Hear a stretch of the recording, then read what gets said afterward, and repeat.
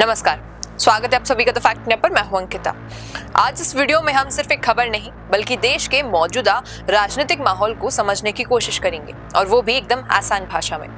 सोचिए, एक तरफ इंटरनेशनल लेवल पर ईरान, इजराइल और अमेरिका के बीच तनाव चल रहा है और दूसरी तरफ उसका असर पड़ रहा है हमारे देश में गैस, पेट्रोल और जरूरी चीजों की कीमतों पर। लेकिन क्या ये सिर्फ इंटरनेशनल पॉलिटिक्स का असर है या फिर हमारे देश की अंदरूनी राजनीति में इसमें बड़ा रोल निभा रही है?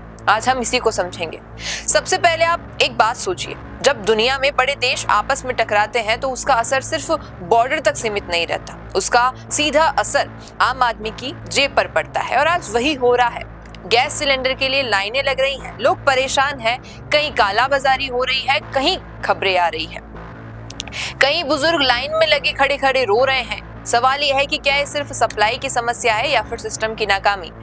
अब यहाँ राजनीति एंटर करती है दोस्तों, क्योंकि जब भी संकट आता है तो सरकार की जिम्मेदारी होती है कि वो हालात संभाले। लेकिन इसी बीच देश में एक और ट्रेंड देखने को मिल रहा है, धर्म और बयानबाजी की राजनीति। हाल ही में एक महिला का वीडियो वायरल हुआ जिसमें खुलेआम एक धर्म के लोगों के खिलाफ बयान दिया गया, बाद में उसे गिरफ्तार भी किया गया। तो सवाल यह है कि क्या इस तरह के बयान माहौल को शांत करते हैं या फिर ज्यादा भड़काते हैं? अब जरा संभल के एक पुलिस अधिकारी का बयान देखिए। उन्होंने कहा कि अगर किसी को दूसरे देश की इतनी चिंता है तो वहां जाकर लड़े।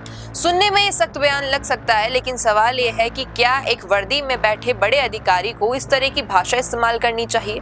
क्योंकि लोकतंत्र ने पुलिस को काम का कानून लागू करने कहा है, न कि लोगों की भावनाओं को और उनकी टिप्पणियों पर कुछ कहना। और यहीं से राजनीति और भी दिलचस्प हो जाती है। एक तरफ कुछ नेता इस बयान को समर्थन में रखते हैं तो दूसरी तरफ चंद्रशेखर आजाद और इमरान प्रतापगढ़ी जैसे नेता खुलकर इसका विरोध करते हैं और संविधान की बात करते हैं। आप खुद सोचिए, देश किस दिशा में जा रहा है? क्या हम मुद्दों पर बात कर रहे हैं या भावनाओं को भड़काकर राजनीति की जा रही है? अब वापस आते हैं आम जनता पर, क्योंकि असली असर वही दिखता है। गैस सिलेंडर की लाइन में खड़ी एक बुजुर्ग महिला रो पड़ती है। कहीं 4,000 रुपए में सिलेंडर बिक रहा है, कई नेताओं के घर में दर्जनों सिलेंडर बरामद हो रहे हैं। ये तस्वीर दिखाती है कि संकट सिर्फ कमी का नहीं है बल्कि मैनेजमेंट और नियत का भी है। और यही वो पॉइंट है जहां आपको समझना होगा कि पॉलिटिक्स सिर्फ संसद या टीवी डिबेट तक सीमित नहीं रहती है। पॉलिटिक्स आपके किचन तक पहुंच चुकी है। आपकी गैस, आपका खर्च, आपकी रोजमर्रा की जिंदगी, सब कुछ इससे जुड़ा हुआ है। और सबसे बड़ा सवाल यह है कि क्या हम सही मुद्दों पर चर्चा कर रहे हैं? क्या हम धर्म, बयान और वीडियो वायरल से आगे बढ़ रहे हैं? असली समस्याओं पर ध्यान देना जरूरी है, क्योंकि जब तक जनता सवाल नहीं पूछेगी तब तक जवाब भी नहीं मिलेंगे। अंत में आपसे सीधा सवाल यही है कि आपको लगता है कि देश की जो आज की राजनीतिक मुद्दे हैं उससे कहीं ना कहीं भटकती जा रही है, या फिर ये सब जरूरी है? आपकी क्या राय है? कमेंट में जरूर बताइएगा, क्योंकि आपकी राय इस देश की दिशा तय करती है। रुकिए और जरा ध्यान से सुनिए। क्या आप हमारी इन खबरों से अपने व्यापार को भी बढ़ाना चाहते हैं?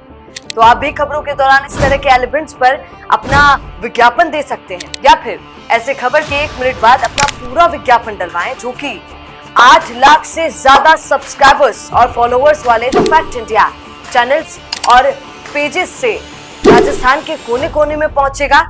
और इससे आपका व्यापार, ब्रांड, सब कुछ बढ़ेगा।